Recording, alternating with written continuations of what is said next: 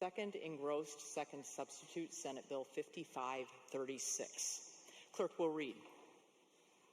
An act relating to justice system and behavioral health responses. Last line. Persons or circumstances is not affected. There are no amendments. With the consent of the House, the rules will be suspended, and second engrossed, second substitute, Senate Bill 5536 will be advanced to third reading. Hearing no objections, so ordered.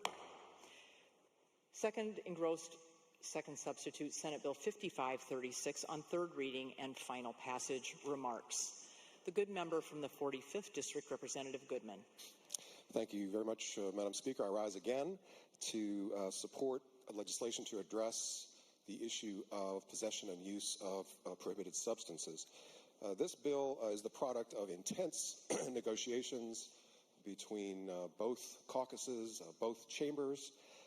It is definitely a compromise, including not everything that everyone wanted, but I believe it is a fair compromise. This bill deals with more than just the issue of use and possession of prohibited substances. We need to address the urgent challenges to public disorder in our communities, but we also want to ensure that people who are socially displaced and languishing on our streets are not needlessly criminalized, so we're trying to strike a balance there. Madam Speaker, how did we get into this mess? This wasn't the Blake decision that put us in this situation. This is 50 years of abject failure of drug policy. Drugs are more plentiful, cheaper, more potent, more overdoses, more deaths, more crime. The most ruthless criminal enterprises in the world are controlling the markets. We have to find a new path. We've been saying that we don't want to arrest our way out of the problem, and we don't want to incarcerate our way out of the problem. There is a criminal sanction in this bill. So I'm a little bit concerned that we're going to continue to try to arrest and incarcerate our way out of the problem. But overall, this bill is a massive shift, a paradigm shift towards evidence-based interventions for those who are suffering from substance use disorder, gives police the ability to intervene right away to address our public disorder challenges, and we're massive investments in our behavioral health infrastructure. Needless to say, we will be legislating on this topic many times after this, but I do recommend this compromise and that we adopt it today. Thank you, Madam Speaker. Further remarks, the good member from the 20th District, Representative Abarno. Thank you, Madam Speaker, and I rise to also support this legislation that I believe finds the balance between accountability and compassion for these times. While we talk about a Blake fix, the human suffering due to substance abuse has been a generational issue. Blake was the pinnacle, maybe the alarm bell that woke up this body and the body across the rotunda that something needed to be done, something that we have recognized year after year in our communities, on our streets, and even sometimes in our homes. Today, we talk about a policy that I think looks both backwards and forwards. It's looking backwards from where we were, and as the good gentleman just said, some of the failed policies of the past, but also the failed policies to adequately invest in our workforce for mental health treatment and drug abuse treatment, our infrastructure to make sure those needing treatment have a place to go. And this policy, I believe, strikes a balance that would create a system that helps hold accountable those who are preying and hurting our community members, but at the same time provides an opportunity for those struggling from addiction, but wanting something better for their lives. We know that in our communities, drug abuse and addiction have caused rises in crime, have caused rises in homelessness, and have perpetuated intergenerational poverty in so many families in our communities. Although there's a lot of work ahead of us to build the infrastructure, to build the workforce for this policy, the bill before us does create a gross misdemeanor that will help hold those accountable who are repeat offenders, who are hurting community members and the most marginalized in our communities, but also create off-ramps for those wanting and needing treatment. It recognizes the need for local input and respect for local values. And I believe it provides prosecuting attorneys, law enforcement, and the justice system the flexibility to fashion remedies for a very complex issue and maintain the current successful options that we have. In my community, that's drug court, which is very successful. I'm urging a yes today. I believe the policy is a better policy to be uniform across the state. It better addresses the needs of our communities than the previous policies that we've discussed and debated on the House floor. I also believe it's better policy than doing nothing. And I want to thank the members from both sides of the aisle here in this body, as well as the members on the other side of the rotunda. I often joke and say the only person I agree with 100% of the time is myself. And even then, there's some wicked debates within my own head on whether I'm doing the right or wrong thing.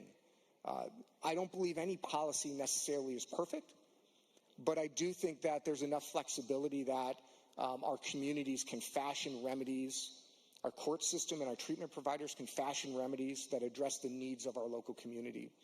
And although we're passing the policy today, the work really begins today to make sure this is implemented in a way that is successful, and that we measure that success by the people that we lift out of poverty, lift out of addiction, and help get them on a path for success. So with that, I'm urging a yes vote. Further remarks? The member from the 46th District, Representative Paulette. Thank you, Madam Speaker. Madam Speaker, I voted on this floor twice for previous versions of this legislation, as you may recall, because I strongly believe that we need action. We need the investments in behavioral health. We need action to ensure that people move into treatment. We have an absolutely deadly epidemic.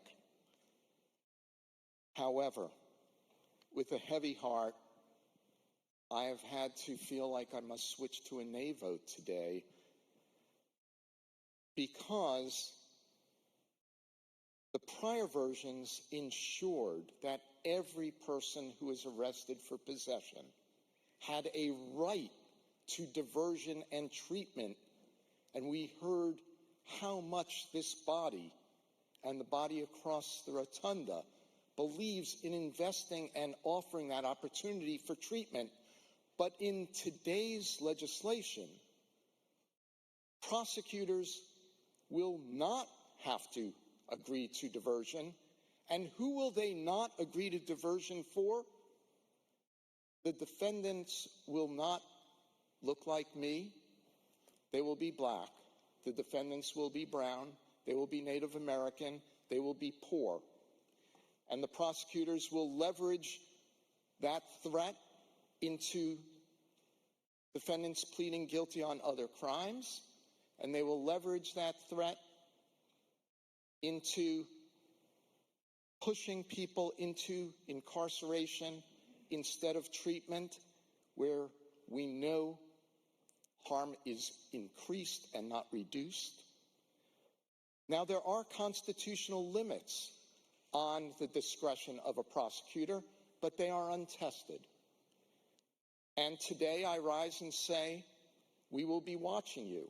And you know that our state Supreme Court recently said those limits of prosecutorial discretion do not allow you to remove the last person of color from a jury pool. And so it is vital that we commit ourselves today to using the data that will be gathered under this bill to ensure that we return and put strict guidance, guidelines, and constitutional limits on the abuse of discretion, which I fear the evidence shows from 100, 200 years of the judicial system in America will be abused in some jurisdictions, and therefore, sadly, I ask for a nay vote.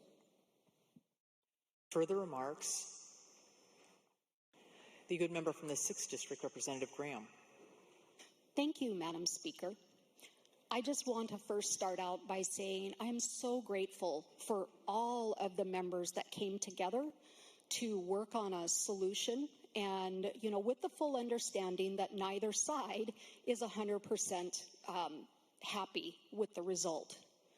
Madam Speaker, what I would like to point out, though, is during those deliberations and people working together, one of the things that I think is an important pillar of this conversation, I think, was probably absent.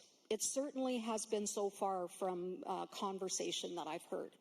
Madam Speaker, that's the innocent victims that are being hurt or being killed, either indirectly or directly, as a result of good people with substance abuse problems that are not getting the help that they need. Madam Speaker, I'm going to talk to you today about Avril. Avril was a one-year-old sweet little girl. Avril's no longer with us because her mother was suffering with substance abuse. The grandmother tried helping her, but the mother refused help. And now Avril has been stolen from her grandmother. Her life has been stolen. Her siblings' lives are forever changed.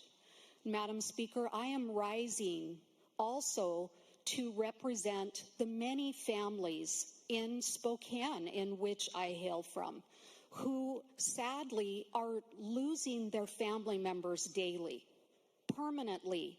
They're not coming back, Madam Speaker. Madam Speaker, please look at me. Please. It does not matter. This drug doesn't care what somebody's age or gender or their skin color is. It doesn't ask. And neither do the cartels, neither do the gangs, neither do the traffickers that are bringing this poison to our state and preying on our families for profit.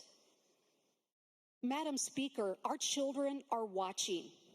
They're watching to see what happens. And when they see confusion, and they see in some cases it's okay to do this, and we use the word safe consumption, Madam Speaker, there is no safe consumption. Somebody that has substance abuse and is not willing to get the help, it's a slow death.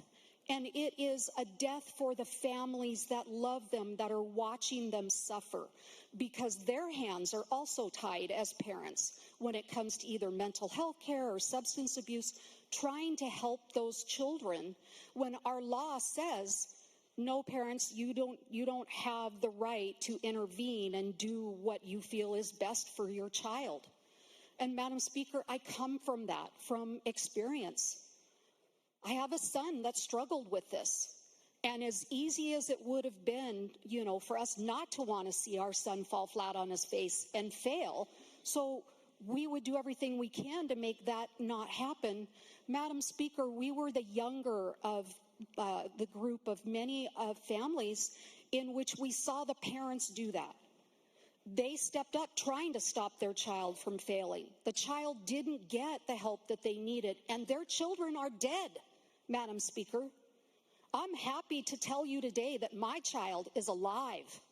He's alive because he was told, son, you weren't raised that way. We love you. We're for you to help you, but you know it is not okay for you to live your life.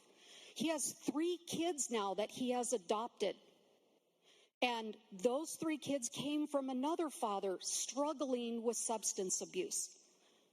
Madam Speaker, I care about this issue. I care, and I did think about voting no for this. Why? Because I don't think that it addresses the crime victims that we must address. There are too many people dying either from the addiction, getting accidentally exposed to it on our highways. We have to do better, Madam Speaker. I'm going to vote for this today. I'm going to vote for this today out of hope.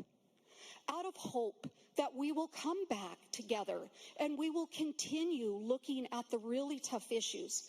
And Madam Speaker, I'm praying that there is something that happens where we can take the Avrils and the other children and the adult children that these families no longer have, and we start putting them number one, and we go after the drug cartels, the gangs, and the traffickers that are stealing our family members from us, that are peddling this poison for profit. Madam Speaker, that's the message that we need to be putting out there, that it won't be tolerated as we continue to work to get the ones that need help, the help that they need. I've supported those bills. I will continue to support those bills. And I thank you, Madam Speaker, for everything that you've done. I know you care too. Thank you, Madam Speaker. Further remarks, the good member from the 32nd District, Representative Davis. Thank you, Madam Speaker. The very reason I'm standing here before you as an elected member of this body is to advocate for the population we're here to talk about today. In September of last year, I was flown to New York City, and I found myself in a boardroom with former drug czars and heads of the DEA who served under both Democratic and Republican presidential administrations, research scientists, addiction medicine professionals. I had been invited there to launch a new national nonprofit as part of their leadership council dedicated to good drug policy. Madam Speaker, this bill is bad drug policy. Just like the coronavirus was novel when it first arrived on our shores, so too is the fentanyl poisoning crisis. But the fentanyl crisis did not arise, Madam Speaker, because of a drug law passed in Washington State in 2021. It arose because of a decision that occurred 2 years earlier, 8,700 miles from here, when the People's Republic of China rendered fentanyl a controlled substance. That led to fentanyl labs being shut down across the country and ultimately led to the precursor chemicals used to create fentanyl being exported. Fentanyl labs popped up in Mexico, and fentanyl then entered the drug supply that had been trafficked through well-worn trafficking routes into the Pacific Northwest for years. It was as if the drug supply changed overnight. In King County, we saw a 23,000% increase in fentanyl deaths. We have very few tools to use to address fentanyl, Madam Speaker. The two primary tools we have are harm reduction and methadone.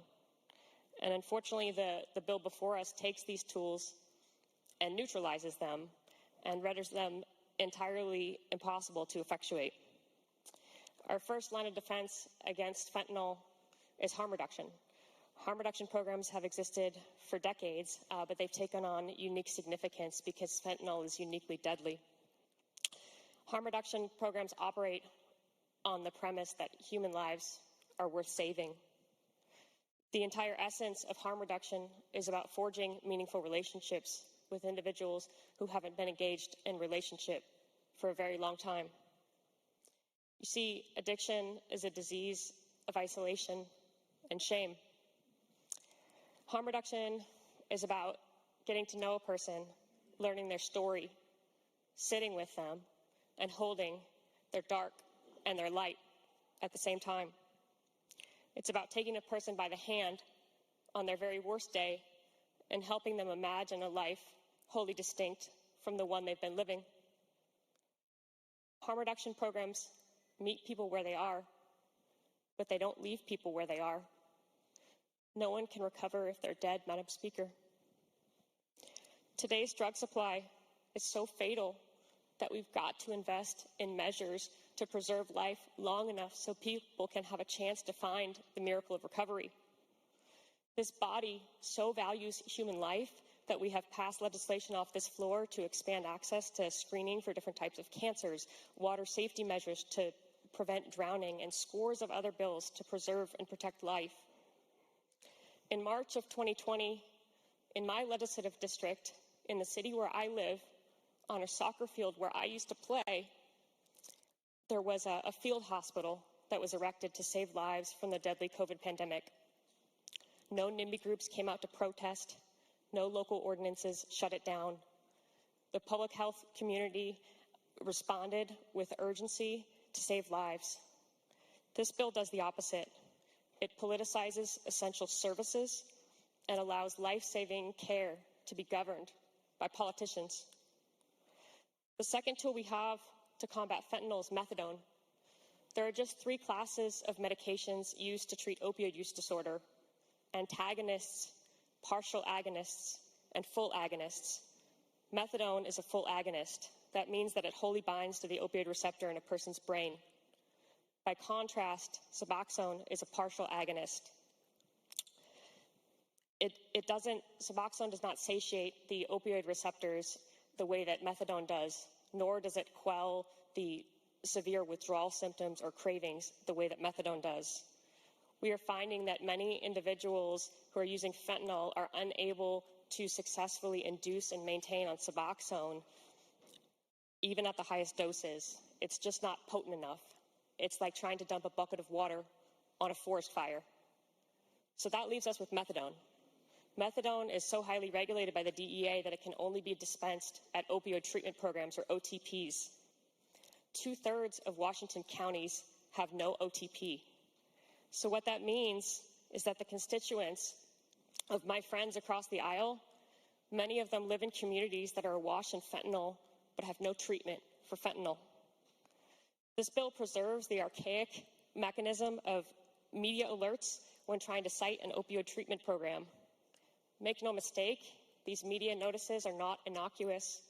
I watched with horror at public meetings in 2015 in the city of Federal Way as a lawfully cited, legislatively funded OTP was disbanded due to NIMBY pushback and political pressure.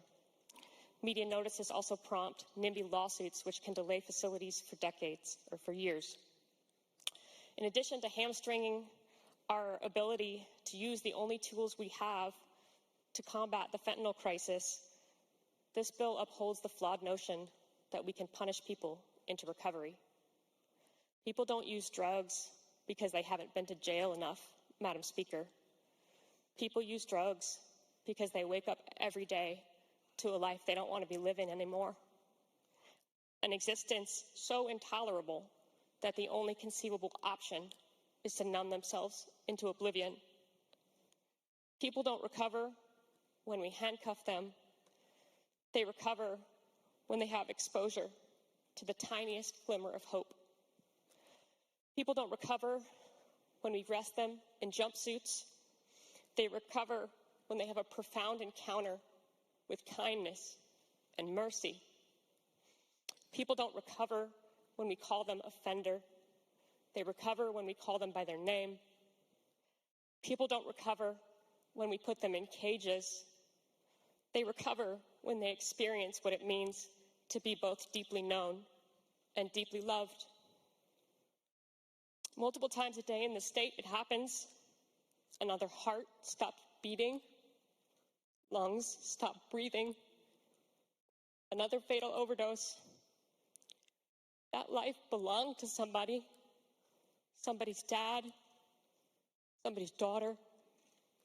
Somebody's everything. This bill not only handcuffs suffering people, but it handcuffs the 2 tools that we have to combat the fentanyl crisis. We were called back here by the governor to solve a problem. This bill doesn't solve that problem, Madam Speaker. It makes it worse. Please join me in voting no. We're making a terrible mistake. Thank you. Further remarks? The good member from the 13th District, Representative Dent. Thank you, Madam Speaker. Yesterday, after we caucused and then the bill became public and we could read it, I immediately printed it out. And I came over here yesterday with the carpooling with a member of the other body, and I read the bill and talked about it and just kind of get into it because these things interest me. And again today, when I came over early this morning and I went through the bill again, and I also talked to made some phone calls with some folks to kind of get my head wrapped around this. And something that I've talked about a lot is when you get into recovery is consequences. If you want somebody to get into recovery from addiction, there needs to be consequences, accountability. It just isn't going to happen. You don't wake up on Thursday morning and say, oh, I've had enough, I'm going to quit that. Because it owns you. That drug, that alcohol, that addiction, it owns you. And you're powerless. As a matter of fact, that's about the first step of recovery, is admitting that you're powerless, that you need help to move on. And you've heard me say this many times on the floor, and I'll say it again. Today's the 16th day of May, and on the 25th day of May, I will be clean and sober 36 years. So I know what it takes. I know what it takes to get there. And not only do I know that, I know what it takes to stay here. There's a lot of good things in the bill that I read, and I'm glad to see that we moved it up to a gross misdemeanor. I prefer to see it go a little farther, but this is a good. We have some diversions in there, some opportunities for people to find a way through their life, to find their life. But some things that I struggled with a little bit, there's just some definitions I don't understand, like treatment. Treatment could mean many things. We need to define what that is so we know where we want people to go. Providers. What is a provider? Provider is someone who offers an opportunity to find sobriety, to get out of a drug addiction. We need to define that. Are they going to be credentialed by the state of Washington or not? If they're not, we're going to open the door to unethical folks that can take advantage of people trying to get out of what they're in. That concerns me. It concerns me that we're not committing to the current treatment system that we have out there. And is it perfect? No, it is not. It's not perfect. Well, I'm going to tell you what, 36 years ago in 9 days, I thought it was pretty darn perfect. And there are people that are really trying hard to help folks get there. The bill talks about a lot of people that can help you get into recovery navigators. I think this is good stuff, except I don't know what they are. I don't know who's managing this system. The one that I found really interesting, and I'd like to have permission to read from the bill, if I could, Madam Speaker. Please proceed. Thank you, Madam Speaker. But it talks about law enforcement diversion programs. Law enforcement assisted diversion implementation experts. Oh, wow, that was a mouthful for me. So I got into the bill, and it talks about it. And what they can provide is long-term case management, facilitation and coordination on overdose prevention, facilitation and coordination on the prevention of infectious disease transmission, facilitation and coordination with physical and behavioral health services, facilitation and coordination of substance use disorders. That's good stuff. That's positive stuff. I was really glad to see that in there. But it doesn't tell me how we're going to get there, how we're going to train these folks, how we're going to make that happen. And I think that's really important that we think about as we go forward and we come back here next year, that we think about, let's see where they're at. How can we help them go there? It talks in the bill a lot about assessments. Doesn't say who's going to do that or how that's going to happen. Is it going to be a professional, someone who's dealt with this, who's been trained to deal with this, or somebody like me who's lived it and just going to assess people?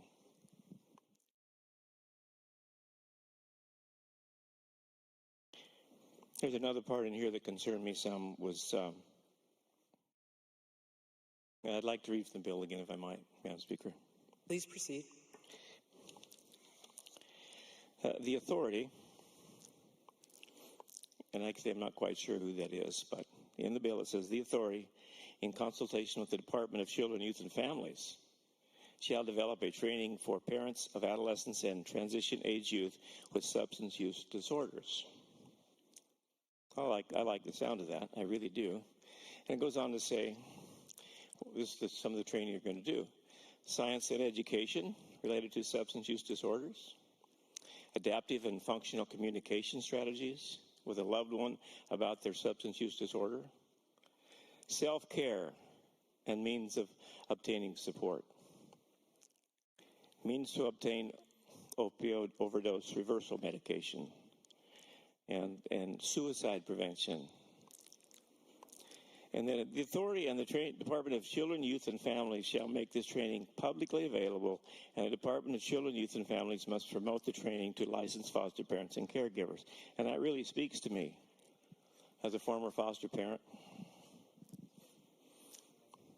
But it doesn't say who's going to do it and how we're going to develop that program. And if we don't develop the right programs, we take people the wrong way.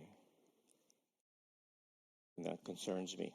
And I think it should concern all of us. And how do we find that? I think we sit down when we come back here next year, we see where we're at and how we can make this stronger. I have lost friends to addictions. My wife and I lost a nephew prior to his 40th birthday to addictions. I've seen neighbors, couldn't stop them no matter how many times they stopped by and talked. They didn't care. And they died. It's an insidious disease, and it doesn't care who it takes. And nobody is immune to it. But there's something it doesn't say that really speaks to me in this bill. It doesn't say anything about abstinence. You're not going to recover without abstinence. It's not going to happen. These drugs, they're all affect the central nervous system. And when you're addicted, they own you. You can say whatever you want. I can handle this. I can do this. They own you. That drug, that drink, whatever it is, owns you. And it affects your mind. It affects what you do. It affects how you are. Everything about you. And to find recovery and to get your life back, you have to quit. You have to find abstinence. And most of the time, I would say 90% plus of the time, you're going to quit because there was a consequence that finally woke you up and you didn't want to go there. Consequences. It happened to me. Today I will vote yes for this bill, but I'm going to watch it close. I'm not an enthusiastic yes. It's like we've kidded around here once in a while. There's not an other button on our little machine here. I might push other, but I don't want to vote no because we need something, and this is a start. And I'm looking forward to coming back next year, and maybe we can go a little bit further. Thank you, Madam Speaker. Further remarks? The good member from the 23rd District, Representative Simmons. Thank you, Madam Speaker. It is great to see you today.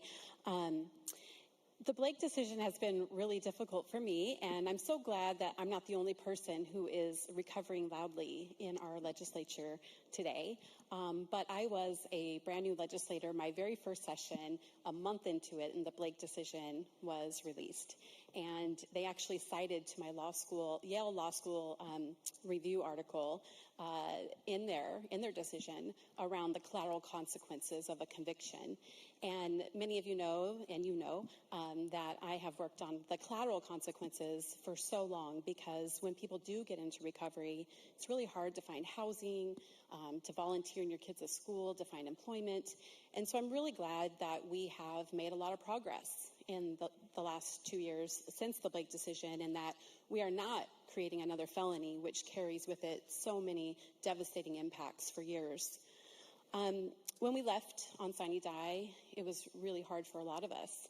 I thought you would be really mad at me, honestly, and because I voted no on the last version of the bill. But I was really struggling with the gross misdemeanor, because what my colleagues didn't know maybe is that a gross misdemeanor carried with it more incarceration time on the first incident than a felony did. And since I work in the criminal legal system in my day job, I knew that a felony, because of the sentencing guidelines, your first 2 offenses was 0 to 6 months of incarceration, but a gross misdemeanor was up to 364 days. And I was really worried about the disparities around the state and even within my own district on how people that I view as suffering with a health condition a majority of the time would be treated. So I thought that we would come back and it would be even worse, but I feel I did the right thing in that moment in voting my conscience, because I didn't want to do something I would regret later on in life.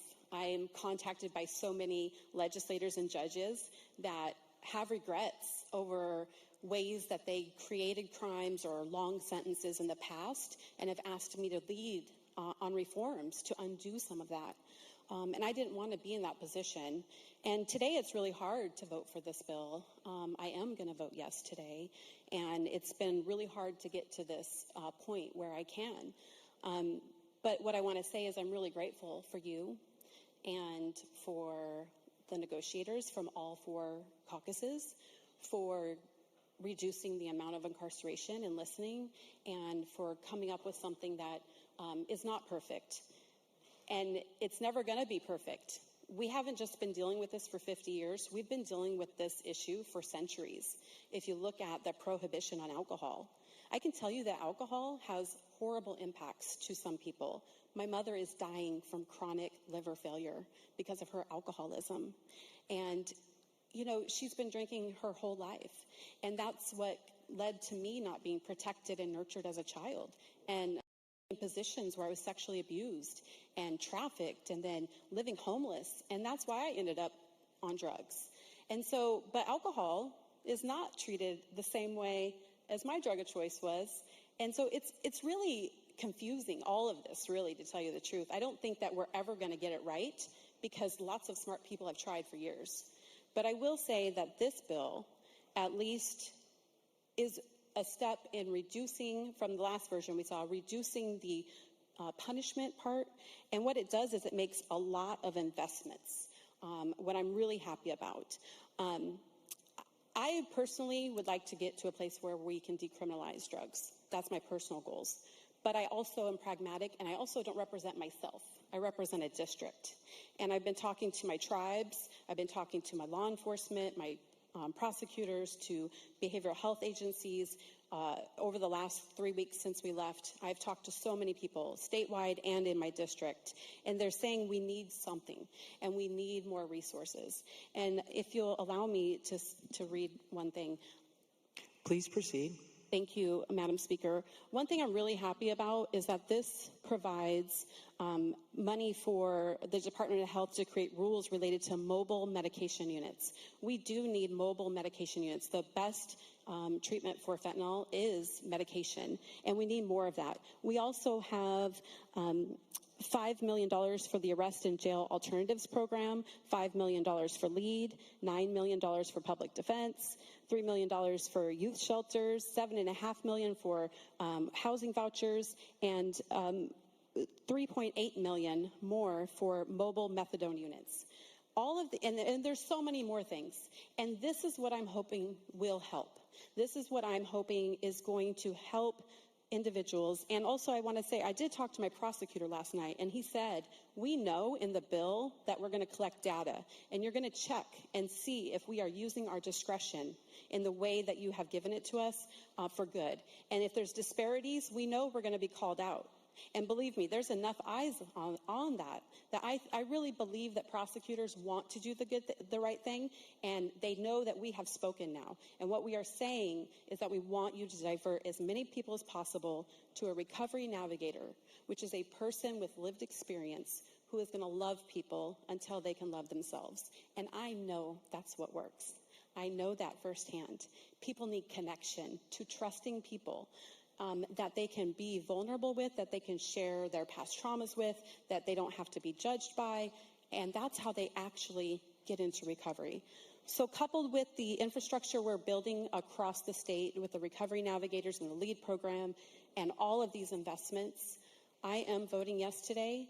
And I am proud that I am able to do that because it's been really traumatic for me as a new legislator with a Blake conviction, and that I'm growing into an actual representative for my district with the help of all of you.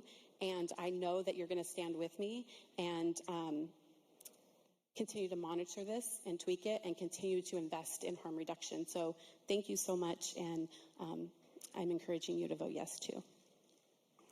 Further remarks, the good member from the 2nd District, Representative Barkas. Thank you, Madam Speaker. Madam Speaker, it's always interesting standing on this floor, coming up with thoughts and ideas about speaking on various policies that we debate.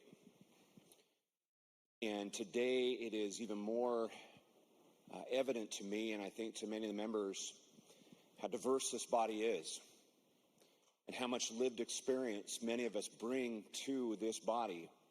And when we face difficult decisions and difficult choices like we do today, how that plays out. Madam Speaker, I prepared a lot of notes. I was thinking about different things and why this bill is so important. You know, Madam Speaker, this year on this floor, we heard the word crisis used more than I think I've ever heard it. I swore I would not use it again. I didn't want to hear it. We talked about it in housing and transpo and law enforcement, all those different things. But you know, Madam Speaker, we did so much good work in the session that just ended a few short weeks ago. So much good work. And I think we're doing that again today, Madam Speaker. Because, Madam Speaker, I can say the word crisis because this truly is the single biggest crisis our state faces today, the opioid epidemic. There is not one corner of this state, not one city, not one town, not one county that is not affected by this. And you've heard, Madam Speaker, many people talk about the residual effects, the direct effect to the individual, the side effects, the crime that goes with it, all the different things. But, Madam Speaker, what we're doing today is we're putting forth a policy that is going to address this. We have to. We had to a couple years ago when we did the original Blake fix because of the Supreme Court decision. And that was a tough decision. But I remember the gentlelady from the 32nd, who I have the highest admiration for. For without her and her help directly to me and to my family, I couldn't share some things I'm going to share here in a second. But I remember talking to her about that bill, and I was conflicted with that bill because I thought, man, it doesn't do enough. I should vote no on this. This is not good. This is not the right policy. But it started to take steps to address recovery. It started to take steps to address the various things that we have to do for the individual in the state of Washington.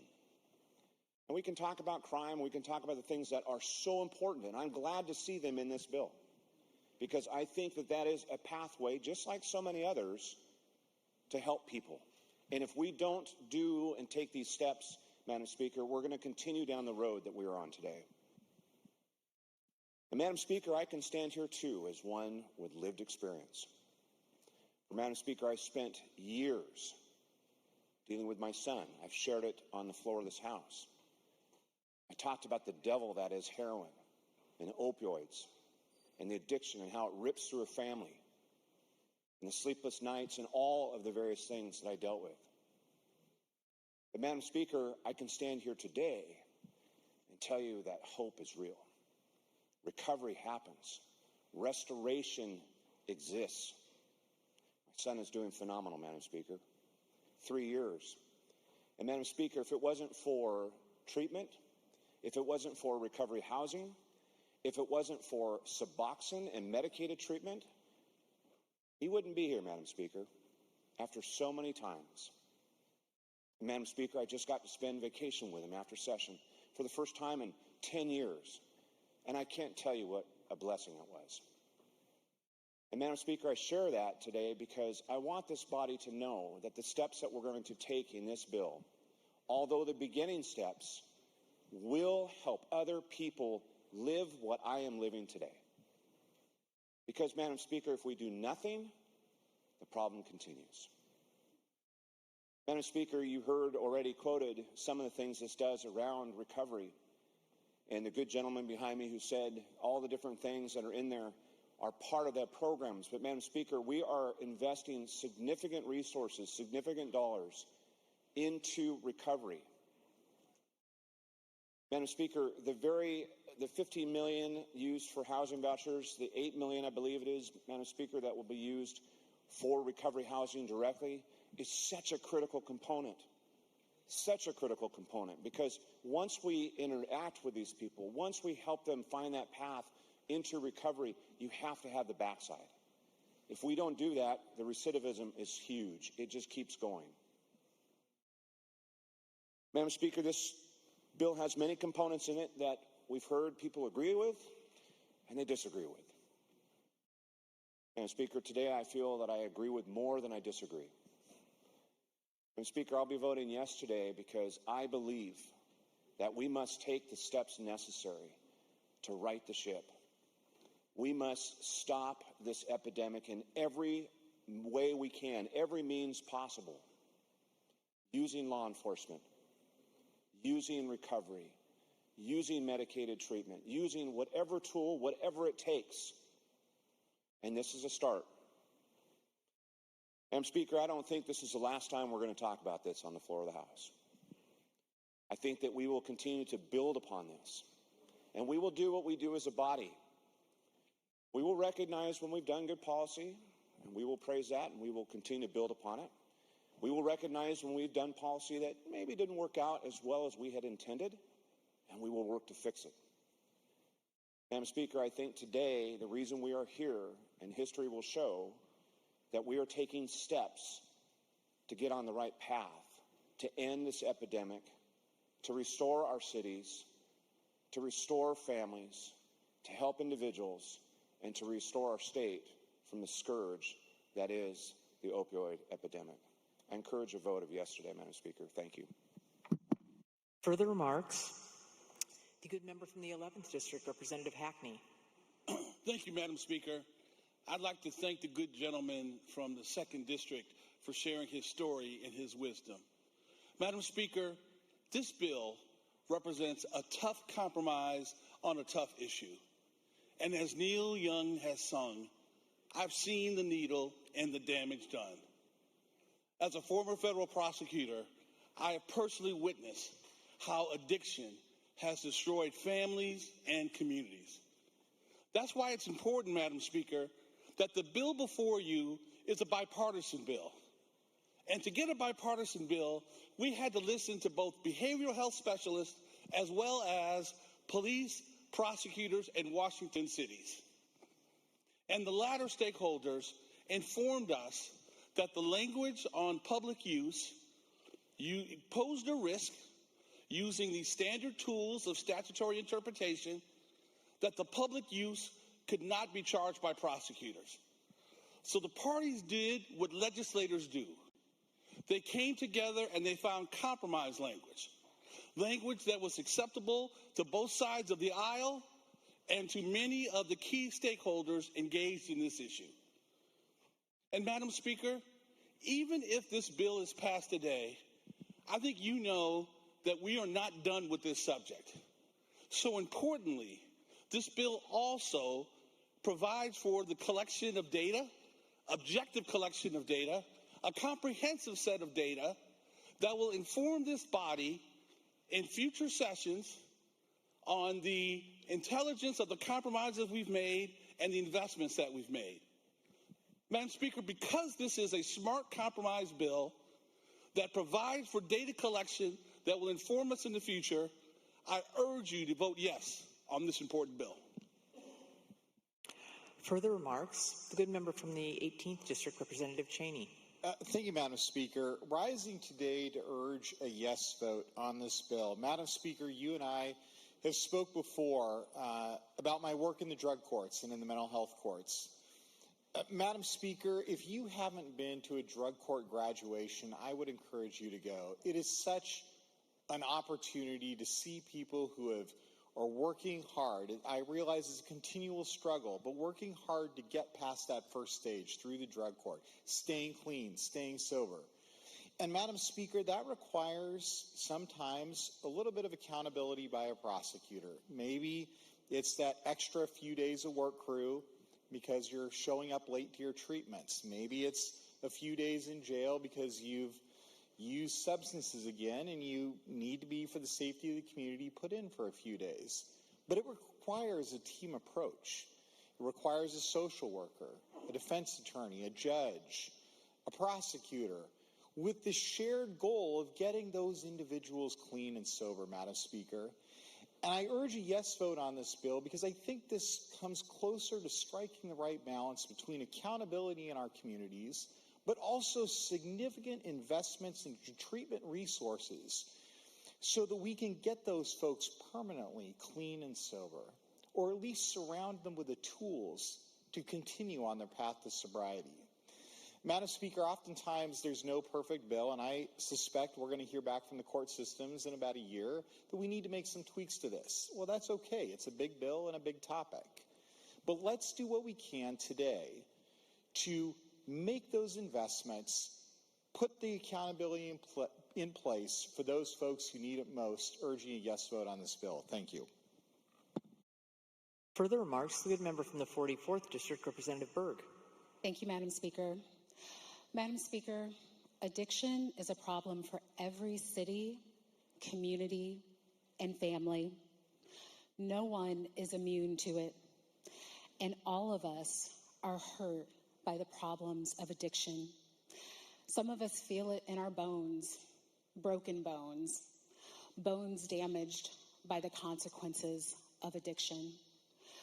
Madam Speaker, I was hit by a car by someone driving while actively consuming opioids. I was broken, 4 breaks in my back, 2 broken ribs, a displaced rib.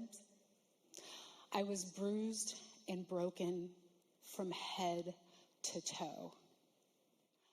I suffered because they were suffering.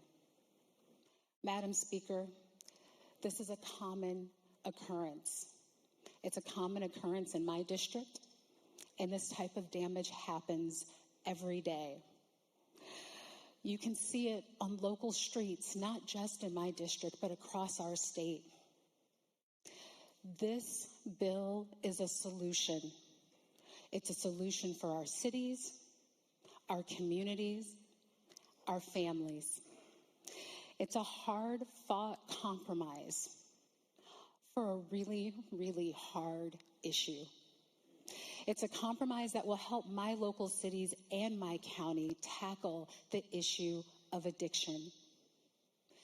It will allow for a consistent approach, street by street, neighborhood by neighborhood. We know that it's a good policy because it has new ideas and new funding mechanisms to help communities who are struggling with addiction, communities that are struggling with brokenness, people that are struggling with brokenness.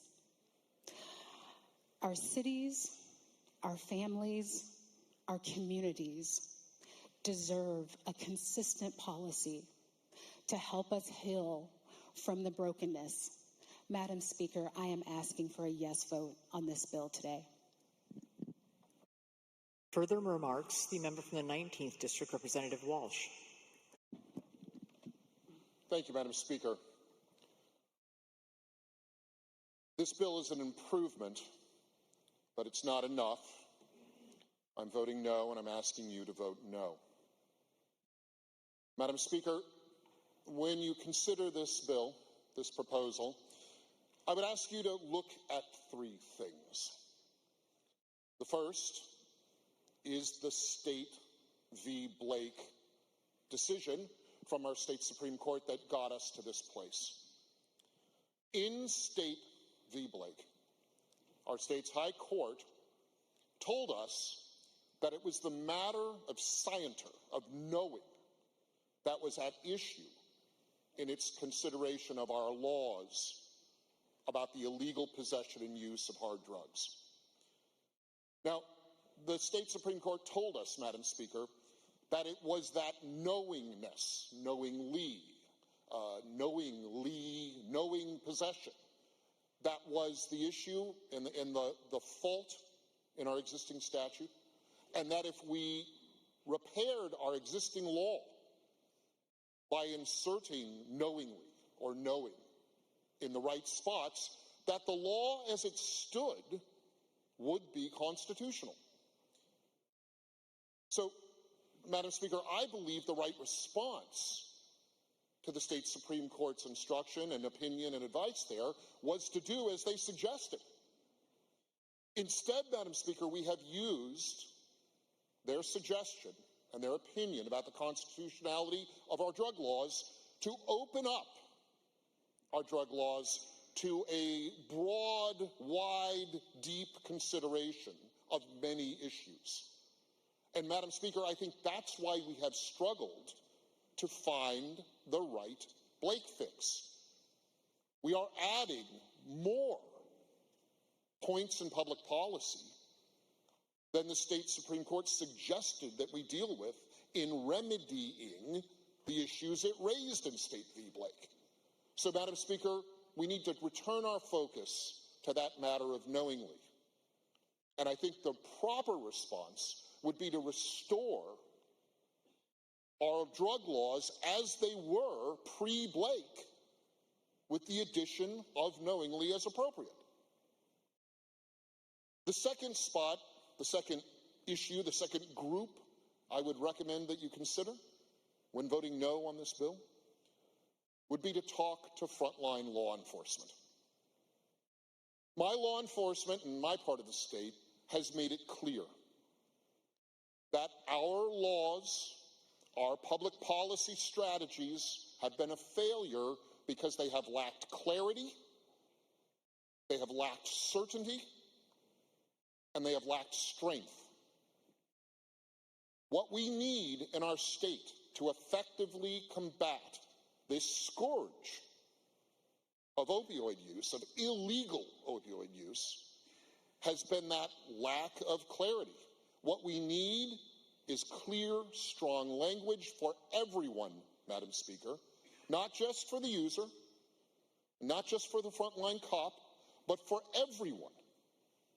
Because, Madam Speaker, what we need to maintain a civil society are clear rules of engagement, rules of the road, clear laws, Madam Speaker.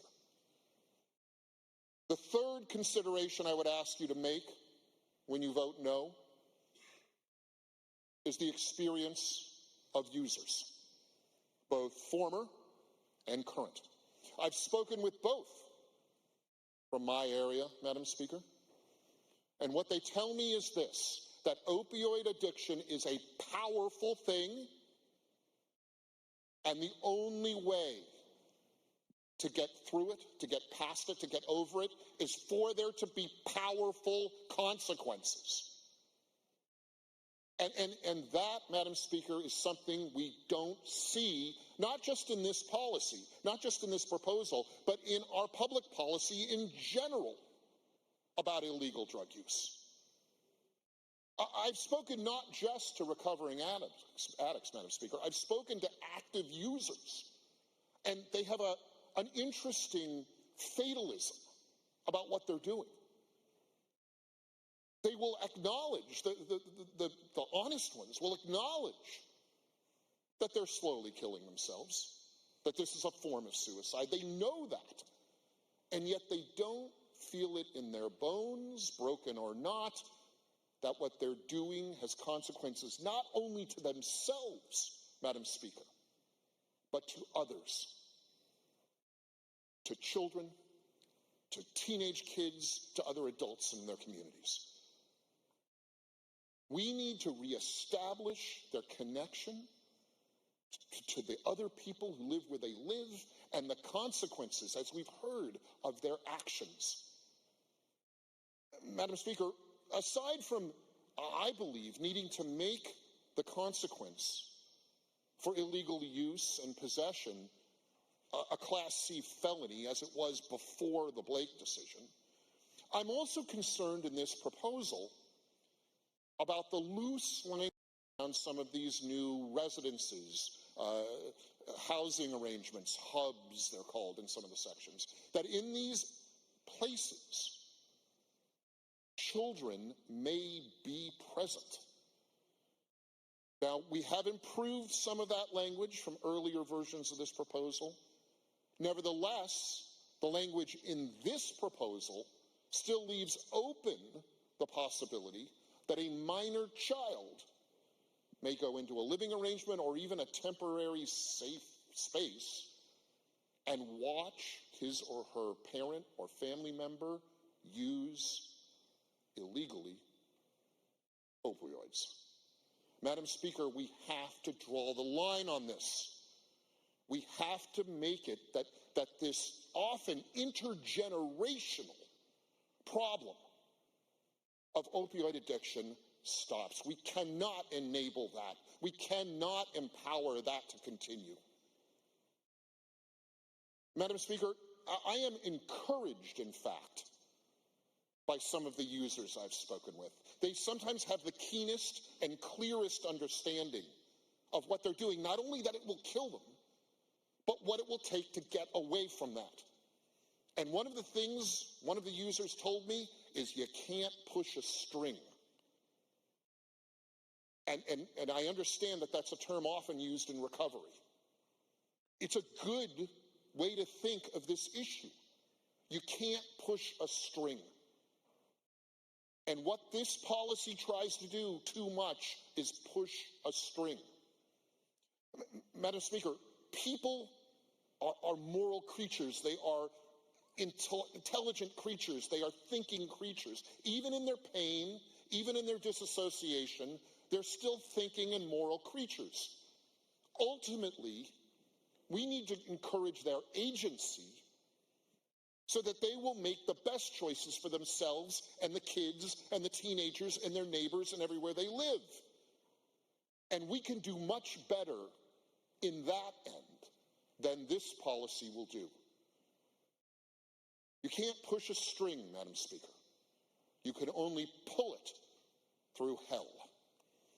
And this policy doesn't do enough to create the clarity and strength and the language of our public policy so that we pull the string and get the people that we care about, that we love, that we want to get healthy through their hell and to a place where they can make better choices and live better lives. We've heard that we're going to be debating this issue going forward. Well, Madam Speaker, we need to do better now. We need to put this proposal aside and come up with a proposal that actually helps those most in pain, that does it with greater clarity, with greater precision, and greater strength. We need to be strong in our convictions.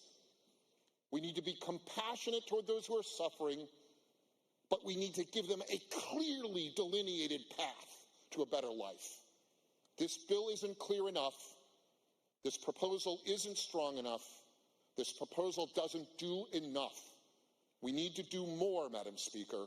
Please vote no, and let's do better now. Further remarks?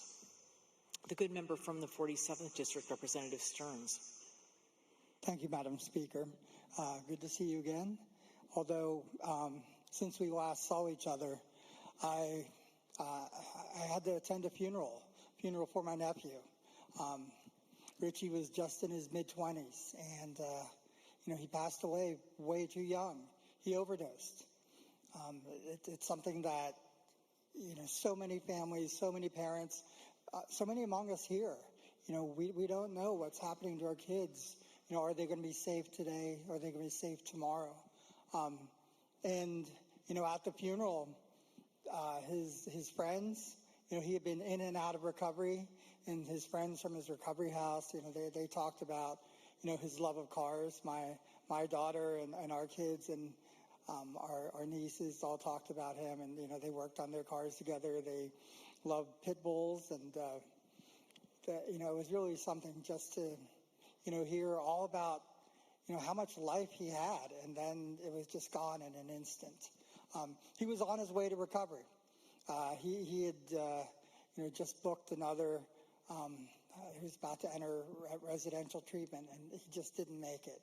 So, I care so much about what this bill does and what it means to, our families, the future of our kids in our state. I'm proud that I also am in recovery. And I'll tell you that my own personal experience in working with other men who are seeking recovery is that, it usually almost always never involves the criminal justice system. They come in because they want help. They ask for a hand. They reach out, and we get to offer them hope. But they reach out because, they've lost their job. They've lost their spouse. Their kids won't talk to them. They've lost their house. They've got a huge health care emergency. Those are the things that have motivated them. Very few have ever come to say, well, I just spent a weekend in jail. Now I need help. That has not really been what I've seen. And so I'm glad this bill does not really aim at promoting criminalization. But I'm glad that it makes the investments that my nephew Richie needed. He needed housing, recovery housing. He needed crisis relief centers. He needed youth services. Those are all the things that are in this bill, and that's why I'm proud to support this bill. And I'm proud that you believe in the power of good government, and I'm grateful to serve alongside you, and that we can do the right thing and support this bill. Further remarks? The good member from the 14th District, Representative Mossberger. Thank you very much, Madam Speaker. And I first want to thank yourself for your leadership through these negotiations and the many hours that you put in, as well as the good gentleman from the 20th who brought his legal expertise to it, from the good gentleman from the 45th who brought forward the Sentencing Guideline Commission expertise we needed to figure out about where we should put this bill. And lastly, the good woman from the 30th District who shared her heart and taught us that you have to be the voice of those who are addicted. She also shared about making sure that this bill was inclusive. And I'm very grateful for those across the other rotunda and the other side who also helped and put their heart and soul into this work. So we're here today, and I'm grateful for that. I think, Madam Speaker, that we made a mistake in that we thought that doing nothing, or theoretically nothing, would be okay. And what we heard from law enforcement repeatedly was, it's really difficult to go up to someone on the street who's suffering from addiction severely. I mean, we have Narcan vending machines. When I grew up, we had chocolate in them. And it's a different world, but to have them see somebody suffering an addiction needle in their arm sometimes and hand them a card to say, here, you should go to recovery, was not enough. And we would do that twice before we actually were able to take action and to react to their suffering and their crisis. I'm so happy that we're moving this forward today, and it's not perfect, Madam Speaker, as you know. There will be trailer bills, there will be work, and I love that there's data, as we've heard today, to make sure that the movement forward fixes anything that we might have missed. So I was on the drive here. My father was kind enough to drive me back to the Capitol today, and we were talking about his Air Force service. And we were talking about how strict, and there were so many rules when he was serving. And I was thinking, why was that? Why do you see so much discipline and organization within the military? And it's because they were saving lives. we could be at war, and without that discipline and that accountability for our actions, the consequences, we heard that numerous times on the floor, then people could die.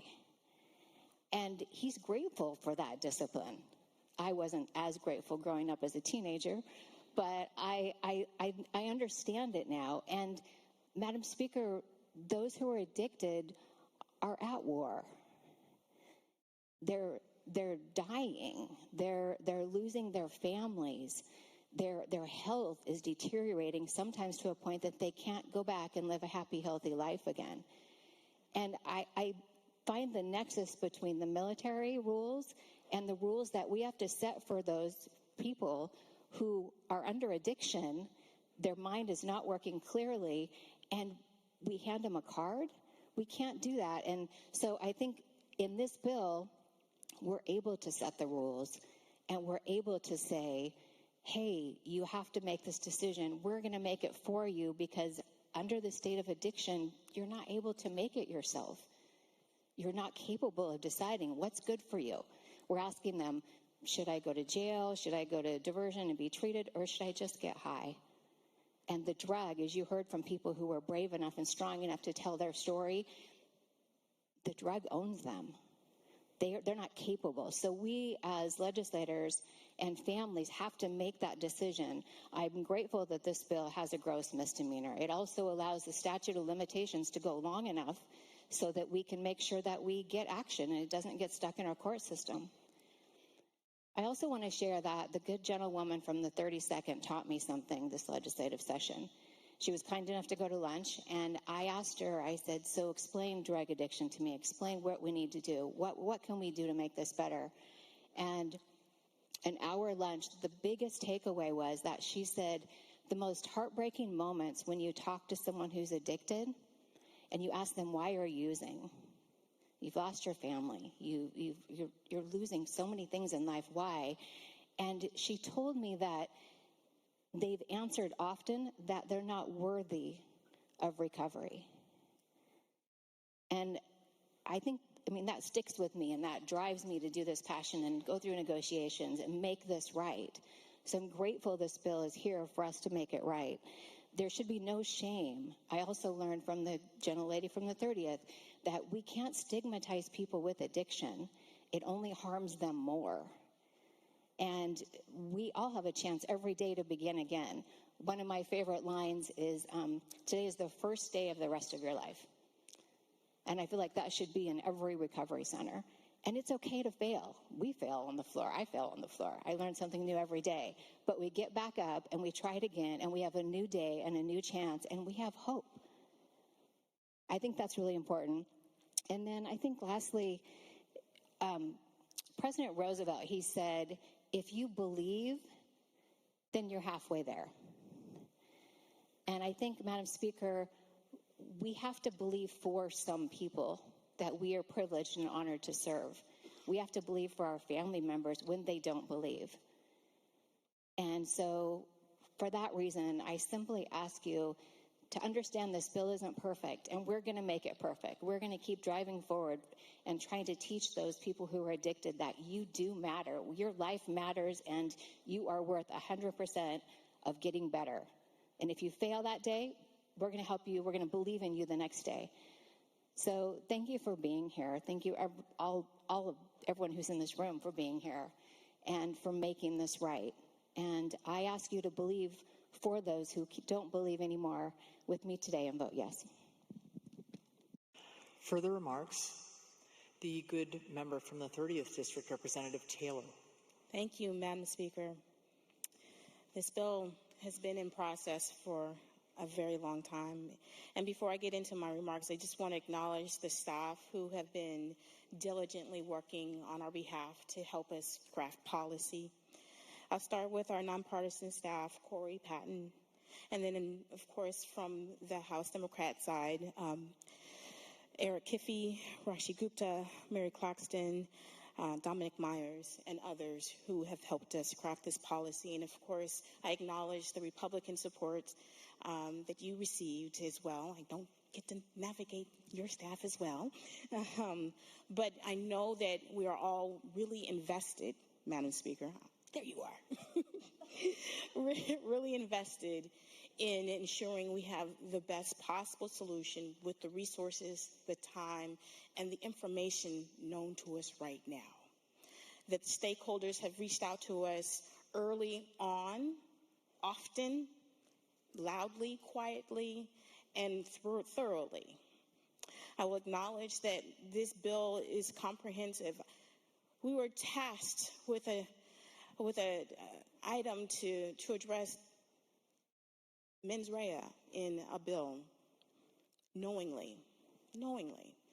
But we know that we are a legislative body that will do the hard work that needs to be done.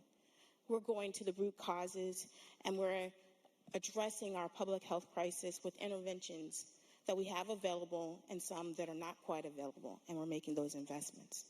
I never imagined that we would have a criminal legal bill that would have diversion, harm reduction, recovery, treatment, public health, science, housing, employment, all kinds of supports. This tells us that we know we cannot be linear. We cannot address these challenges with our traditional way of keeping it in one silo. We know that we have to have all hands on deck when we work from our federal delegation all the way down to our neighbor right across the street. You know, if you think about harm reduction and the evolution of the policy, and the fact that we have negotiators who are asking for Narcan for law enforcement, can you imagine that happening just a few years ago? Narcan. Narcan is going to be available over the counter. Narcan. Can you imagine where we will go as we continue to respond to this crisis, knowing that we're changing the narrative and we're looking at how recovery is more than simply going to treatment.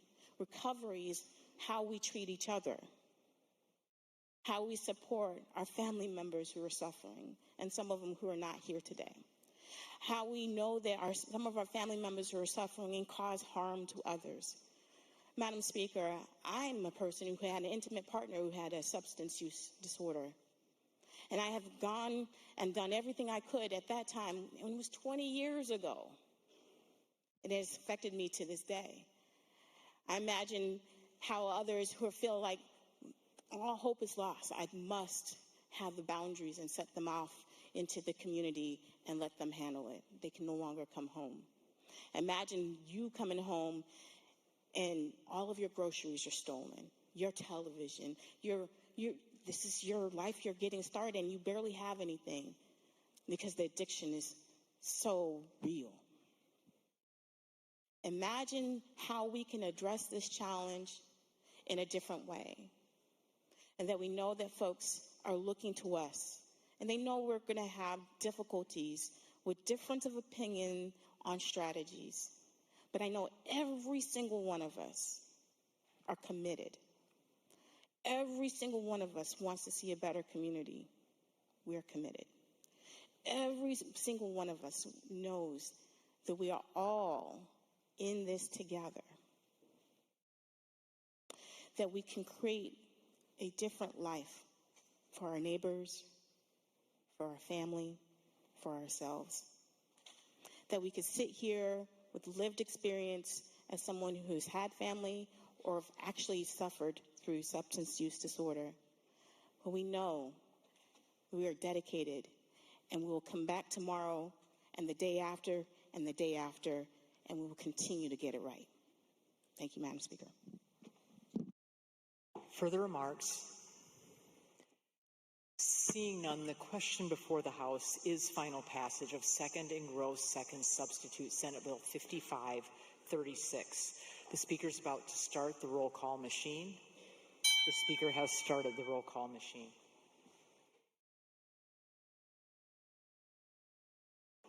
Has every member voted?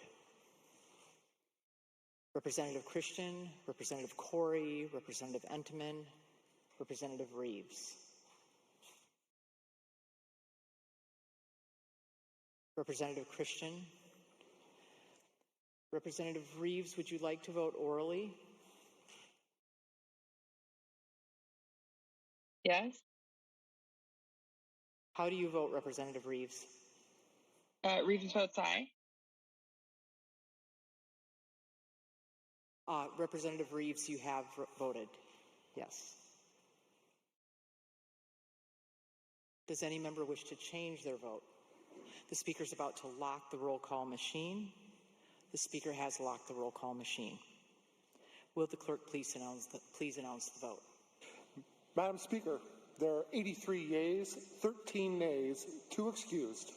Having received a constitutional majority, second and gross second substitute Senate Bill 5536 is declared passed.